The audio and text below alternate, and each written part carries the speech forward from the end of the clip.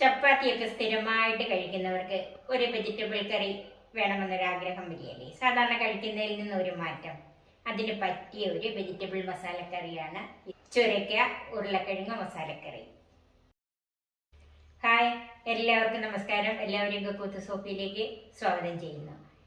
ഈ മസാലക്കറിയുടെ ചേരുവകളും ഇതെങ്ങനെയാണ് ഉണ്ടാക്കുന്നതെന്നും കാണാൻ നമുക്ക് നേരെ വീഡിയോയിലേക്ക് പോകാം. ഇതിന് ഒരു ചുരക്കയുടെ പകുതി എടുത്തിട്ടുണ്ട്. ഇത് തൊലി കളഞ്ഞ് ഇതിൻ്റെ അകത്തെ പാടയും കുരുവും ഒക്കെ കളഞ്ഞ് ചെറിയ ക്യൂബ്സ് ആയിട്ട് മുറിച്ചെടുക്കണം. ഉരുളക്കിഴങ്ങും തൊലി ചെത്തി ചെറിയ ക്യൂബ്സ് ആയിട്ട് മുറിക്കണം. 2 തക്കാളിപ്പഴം എടുത്തിട്ടുണ്ട്. അതിൽ ഒരെണ്ണം അരിഞ്ഞെടുക്കാനും ഒരെണ്ണം അരച്ചെടുക്കാനും. ഒരു ചെറിയ സവാള, ഒരു 10-12 വെളുത്തുള്ളി അല്ലിയുണ്ട്. ഇത് ചെറുതൊക്കെ ആയിട്ടാണ് ഇത്രയും വന്നത് കേട്ടോ. ഒരു ചെറിയ കഷ്ണം ഇഞ്ചി, 2 പച്ചമുളക്, 1.5 ടീസ്പൂൺ മല്ലിപ്പൊടി, 1 ടീസ്പൂൺ മുളക് പൊടി, കാശ്മീരി മുളക് പൊടിയാണ്, 1/2 ടീസ്പൂൺ മഞ്ഞൾപ്പൊടി, 1/2 ടീസ്പൂൺ ഗരം മസാല, 1/4 ടീസ്പൂൺ കുരുമുളക് പൊടി, 1/2 ടീസ്പൂൺ കടുക്, 3 വറ്റൽമുളക്, കറിവേപ്പില, ഉപ്പ്, വെളിച്ചെണ്ണ, വെള്ളം.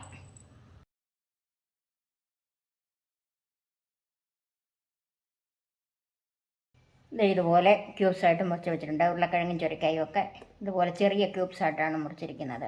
തക്കാളിപ്പഴം അരിഞ്ഞ് വെച്ച് അതുപോലെ സവാളയും ചെറുതായിട്ട് അരിഞ്ഞ്, പച്ചമുളക് കയറി വെച്ചിട്ടുണ്ട്, ഇഞ്ചിയും വെളുത്തുള്ളിയും ചെറുതായിട്ട് അരിഞ്ഞ് വെച്ചിട്ടുണ്ട്.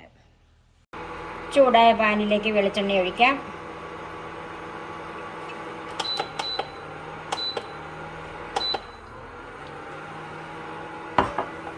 ഒരു 2 ടേബിൾ സ്പൂൺ വെളിച്ചെണ്ണ ഒഴിച്ചിട്ടുണ്ട്. ഇതിലേക്ക് കടുക് ചേർക്കാം. 3 വറ്റൽമുളക് മുറിച്ചത്, കുറച്ച് കറിവേപ്പിലയും കൂടെ ചേർക്കാം.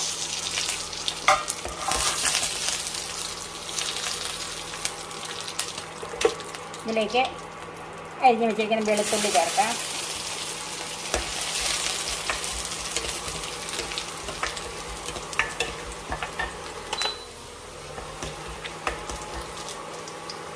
ഇഞ്ചിയും സവാളയും പച്ചമുളകും കൂടെ ചേർക്കാം.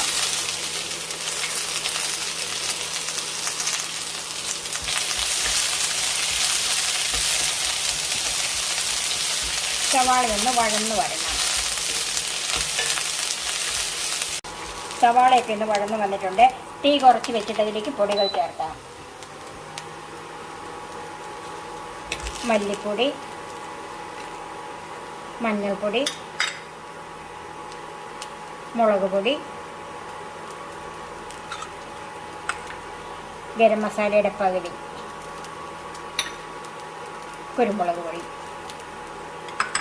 ഇത് തീ കുറച്ച് വെച്ച് തന്നെ ഒന്ന് വഴറ്റിയെടുക്കണം.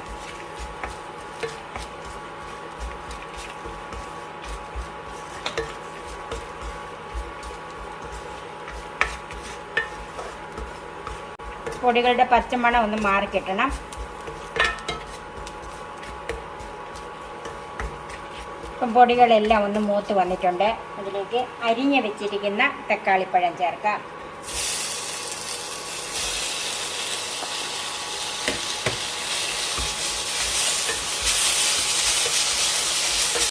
എണ്ണ കുറവായിട്ട് നമുക്ക് ഒരു തവി വെള്ളം ഒഴിച്ചു കൊടുക്കാം.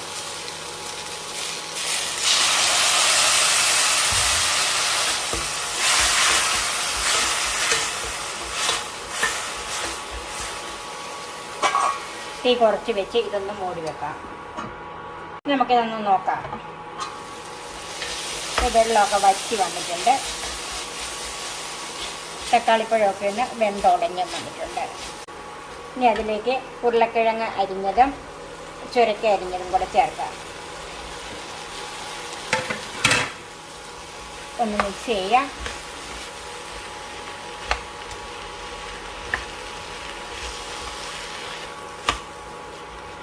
ഇതിലേക്ക് ഉപ്പ് ചേർക്കാം.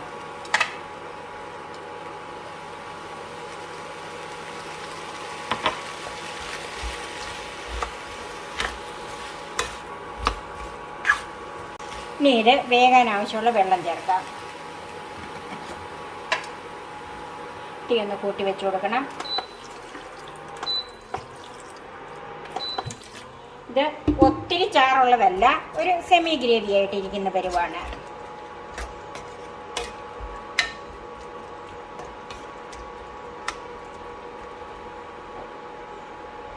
ഉരുളക്കിഴങ്ങും ചുരക്കായും കൂടെ ഒന്ന് നന്നായിട്ട് വെന്ത് കിട്ടണം. അതിന് നമുക്ക് അടച്ചു വെക്കാം.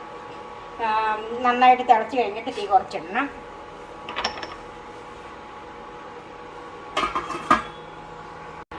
നമുക്കിതൊന്ന് നോക്കാം, വെന്തോന്ന് നോക്കാം. ഏകദേശം ഒരു 3/4 വേവായിട്ടുണ്ട്. ഇനി അതിലേക്ക് ഒരു തക്കാളിപ്പഴം അരച്ച് വെക്കണമെന്ന് പറഞ്ഞില്ലേ, അത് അല്പം വെള്ളം ചേർത്താണ് അരച്ച് വെച്ചിരിക്കുന്നത്. അത് ഇതിലേക്ക് ഒഴിക്കാം. അത് വഴറ്റുമൊന്നും വേണ്ട, ഇത് കിടന്ന് തന്നെ വെന്ത് നന്നായിട്ട് അരച്ചതാണ്. ആ ഗ്രേവി ഇതിലേക്ക് അങ്ങോട്ട് ഒഴിച്ചാൽ മതി. ആ ഗ്രേവിയും കൂടെ പിടിച്ച് ഈ ഉരുളക്കിഴങ്ങും ചുരക്കായും നന്നായിട്ട് വെന്ത് നല്ല മയമായിട്ട് വരണം. നമുക്ക് തീ ഇപ്പം മീഡിയം ഫ്ലെയിമിൽ ഇട്ടാൽ മതി. അടച്ച് വെക്കാം. നമുക്കിതൊന്ന് നോക്കാം.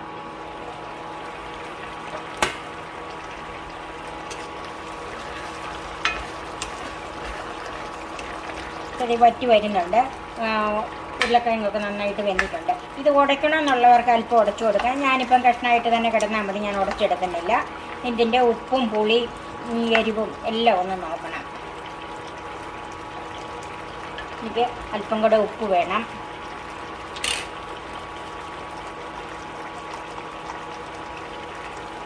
ഇതിനകത്ത് ഇനി പുളി വേണമെങ്കിൽ ഒരു 1/2 ടീസ്പൂണോ വല്ലതും വിനാഗിരി ചേർത്ത് കൊടുക്കണം. അപ്പോൾ എനിക്ക് തക്കാളിപ്പഴത്തിൻ്റെ പുളി മതി. ചിലർക്ക് അല്പം പുളി മുമ്പിൽ നിൽക്കുന്നതായിരിക്കും കറിക്ക് ഇഷ്ടം. എരിവൊക്കെയുണ്ട്. നല്ല ടേസ്റ്റുള്ള ഒരു മസാലക്കറിയാണ്. ചപ്പാത്തിയുടെ കൂടെയും അപ്പത്തിൻ്റെ കൂടെയും ചോറിൻ്റെ കൂടെയും ഒക്കെ കഴിക്കാം. ഇത് നോയമ്പെടുക്കുന്നവർക്കൊക്കെ നല്ലൊരു കറിയാണിത്. ഇനി നമുക്ക് ഇതിലേക്ക് ബാക്കി വെച്ചിരിക്കുന്ന ഗരം മസാല ഉണ്ടല്ലോ, അത് ചേർക്കാം. ഇനി അങ്ങനെ ഗരം മസാല ചേർക്കാൻ താല്പര്യമില്ലെങ്കിൽ അല്പം പെരിഞ്ജീരകം തന്നെ പൊടിച്ച് ചേർത്താലും മതി. നന്നായിട്ടൊന്ന് മിക്സ് ചെയ്യാം. ഇപ്പം കറി നന്നായിട്ട് വെന്തിട്ടുണ്ട്.